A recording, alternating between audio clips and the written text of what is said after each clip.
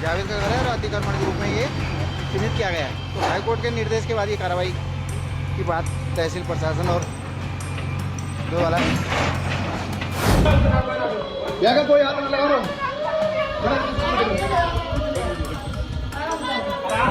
कोई नहीं मार रहे कोई हाथ न लगा या तो पुलिस का या छोड़ देंगे, खत्म बात। अगर ये सही है तो हम छोड़ देंगे।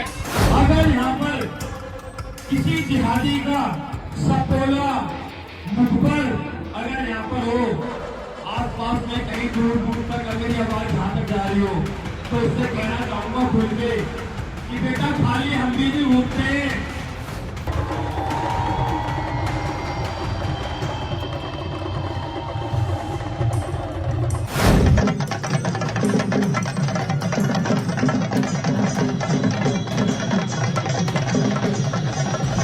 प्रयागराज का रहने वाला हूं।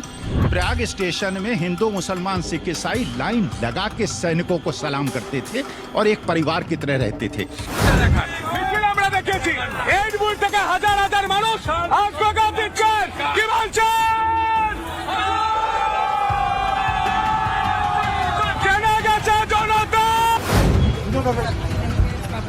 कहाँ से आई है मैडम?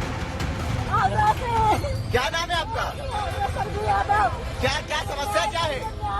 क्या समस्या है? नमस्कार, मैं हूं जगत सिंह अवाना और आप देख रहे हैं सदना टाइम्स। आज सवाल देश का है, आज सवाल धर्म का नहीं है, आज सवाल उस आदमी का है जो हर सुबह उम्मीद के साथ उठता है और कर्ज के साथ सोता है। देश की बहसें तेज हैं, देश में ऐसी बहसें हैं जो आम आदमी से दूर होती चली जा रही हैं।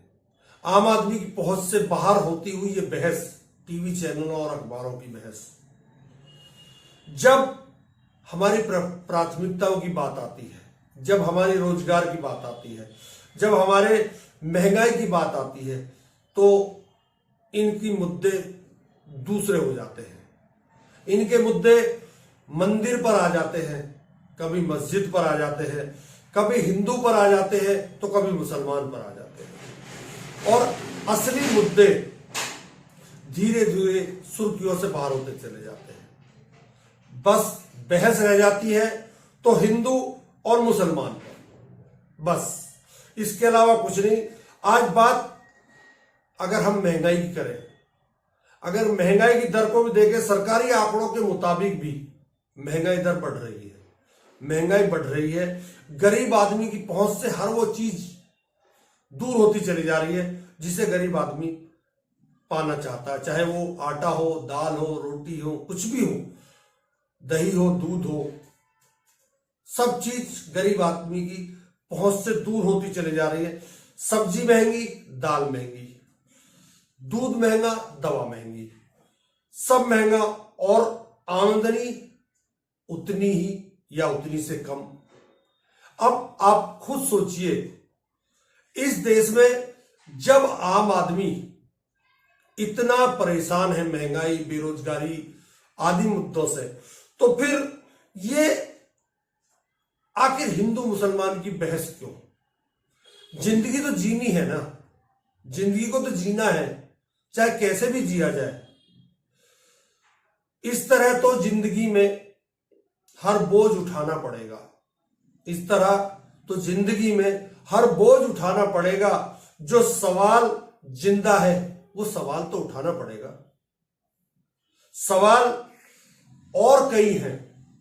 सवाल आज देश पर कर्ज क्या हुई है।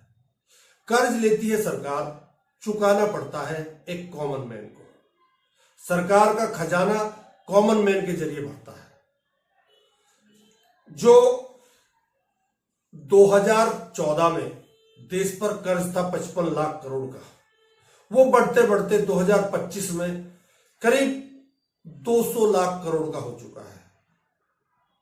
यानी हर व्यक्ति के ऊपर करीब 4 लाख रुपए का कर्जा है। देश की जीडीपी का 57% इस समय हम लोग कर्ज ले चुके हैं। कर्ज लेना कोई बुरी बात नहीं है, लेकिन कर्ज से क्या रोजगार मिला? क्या महंगाई कम हुई? क्या इस देश की जो व्यवस्थाएं हैं वो बदली?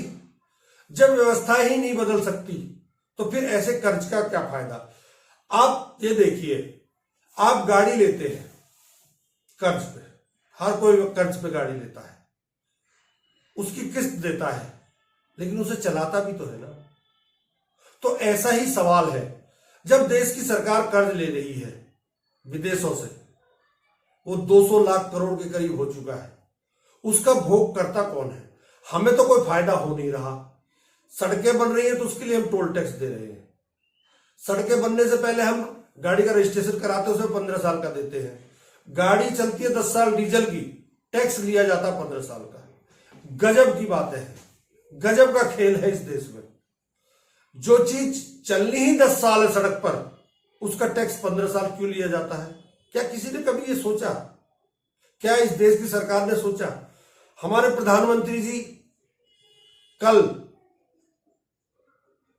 सोमनाथ मंदिर के बाद अपने आप को भगवान का दर्जा दिखाने के लिए, अपने आप को भगवान के बराबर खड़ा करने के लिए किस किस तरह के हथकंडे अपना रहे हैं, एक बार आप देख लीजिए।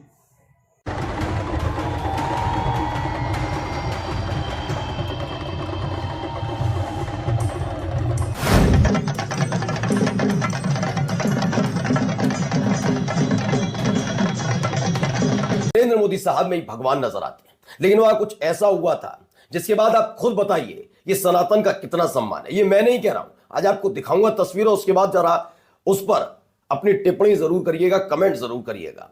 आगे बुके वगैरह लगे हुए हैं, लेकिन आप देखिए खुद नरेंद्र मोदी साहब उस गाड़ी में सवार हैं और गाड़ी के आगे 3 फोटो, उसके ऊपर 1 फोटो और खुद नरेंद्र मोदी साहब डमरू लेकर।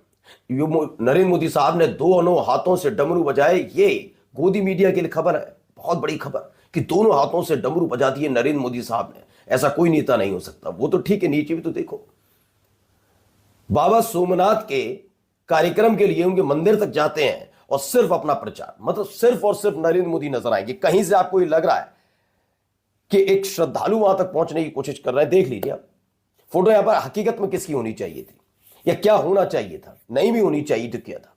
मैंने कहा ना, इनके लिए हर एक चीज रोड शो है। ये देखिए, ईएमआई बढ़ती है, टैक्स बढ़ता है, सब्सिडी आम आदमी की घटाई जाती है, परंतु जो बड़े कर्जवान हैं, कॉरपोरेट है, उनके लोन माफ कर दिए जाते हैं। 1 लाख रुपए के लिए किसान को तहसील की कोठरी में बंद कर दिया जाता है, अमीन लाकर बंद कर देता है।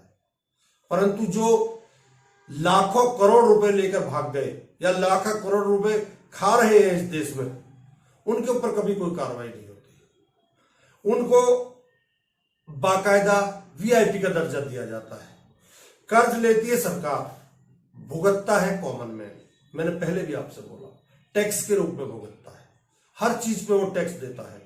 आप ये देखिए, जब बेरोजगारी सरकारी आंकड़ों में ही पिछले 45 साल का रिकॉर्ड तोड़ चुकी है, पिछले 2024 में, तो अभी बेरोजगारी बढ़ ही रही है, घट नहीं रही है। चाहे सरकार कितने भी योजनाएं ले आए, कितना भी कर्ज दे दे, किसको कर्ज मिला आज तक वो आंकड़ा भी किसी के सामने नहीं आया। कौन लोग थे वो जो स्वावलंबी भारत के नाम पर लोन लेकर भाग गए या खाकर बैठ गए? आज शहरी युवाओं में 6 से 7% की और बेरोजगारी की दर बढ़ गई है। आप खुद सोचिए, जब शहरों का यह हाल है तो गांवों का क्या होगा? युवा मेहनत करता है, डिग्री लेता है, लेकिन स्थिर नौकरी नहीं पाता। सवाल पूछता है, क्या मेरा भविष्य सुरक्षित है? हर बात, एक शेर मैं आपको सुनाता हूं इसके बीच में, हर बात को चुपचाप क्यों सहे हम, हर बात को चुपचाप क्यों सहे हम, जो जुल्म है उसके खिलाफ क्यों ना कहें हम। आज ये कॉमन मैन बोल रहा है, जुल्म के खिलाफ बोल रहा है। भारत आस्थाओं का देश है, मैं भी मानता हूं, मेरी भी आस्था है। इसमें 80% हिंदू है और 20% अदर्स है, जिनमें 14% मुसलमान है। महंगाई की बात हो तो बुलडोजर क्यों? और जब अपराध की बात हो तो अब्दुल के घर पर ही बुलडोजर क्यों चले? ये भी सोचने वाली बात है। परंतु हिंदू मुसलमान करते करते चुनाव के बीच में सरकार कई बार ऐसे मुद्दे भी ले आती है जो सरकार को नहीं उठाने चाहिए। जब चुनाव आते हैं तो सवाल भी बढ़ते हैं, तभी हिंदू मुसलमान भी बढ़ता है। जबकि सच्चाई यह है कि जब चुनाव हो, चुनाव के बीच में क्यों ना महंगाई का मुद्दा उठे, चुनाव के बीच में क्यों ना बेरोजगारी का मुद्दा उठे, चुनाव के बीच में क्यों ना अमीर और गरीब के बीच जो फासला होता चला जा रहा है उसका मुद्दा उठे। ये मुद्दे नहीं उठेंगे, बल्कि उठेंगे तो हिंदू और मुसलमान। मजहब नहीं सिखाता आपस में बैर रखना। हिंदू हैं हम, हिंदी है हम, हिंदू है हम, वतन है हिंदुस्तान हमारा। धर्म, आस्था, लेकिन राजनीति का ये जो हथियार धर्म बन गया है, राजनीति का हथियार इस समय धर्म बन गया है। इस धर्म के नाम पर देश की सत्ता क्या क्या गुल खिला रही है सब आपको पता है। परंतु आप इन मुद्दों से मत भटकिए, आप हिंदू मुसलमान पर अटके रहिए। आप अपने बच्चों का भविष्य मत देखिए। बच्चे कल क्या करेंगे आपके, आज आप क्या कर रहे हैं, आज आप कहां खड़े हुए हैं। सब देश, हर देश नई नई टेक्नोलॉजी पर काम कर रहा है। एआई के लिए चीन ने स्पेशल पैकेज दिया है प्राइवेट फर्म को। देश में मंदिरों के लिए चंदा दिया जाता है। सरकारी पैसा खर्च करके पीएम अपनी यात्राएं लगाते हैं। पीएम कभी उस पर ध्यान नहीं देते कि एआई पर कितना डेवलपमेंट होना चाहिए।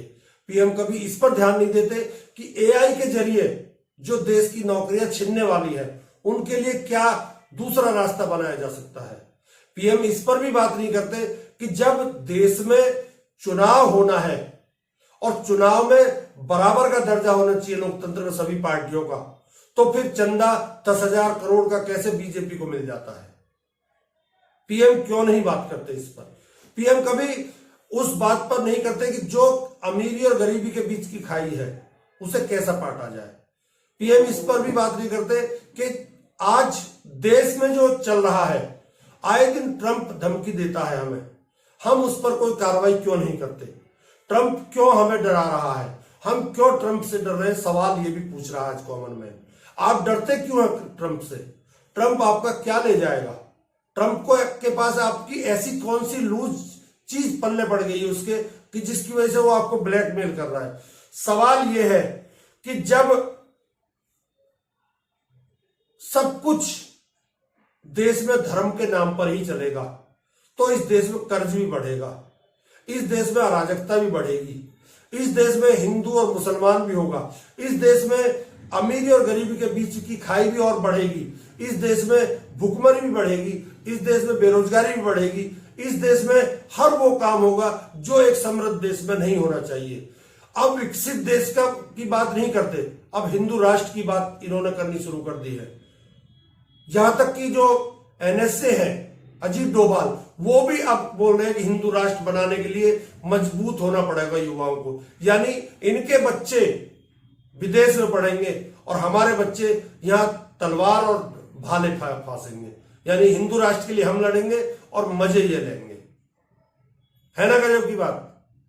अब आपको सोचना है जो मुद्दे मैंने उठाए, अगर आपकी समझ में आ रहे हैं तो आप कमेंट्स में मुझे जरूर बताइएगा, और अगर नहीं आ रहे तो कोई बात नहीं, हम लगे रहेंगे। हमारा काम है आपको से पूछना, और हम इसी तरह आपसे सवाल पूछते रहेंगे और आपके सामने इसी तरह से मुद्दे लाते रहेंगे। नमस्कार, बहुत बहुत धन्यवाद।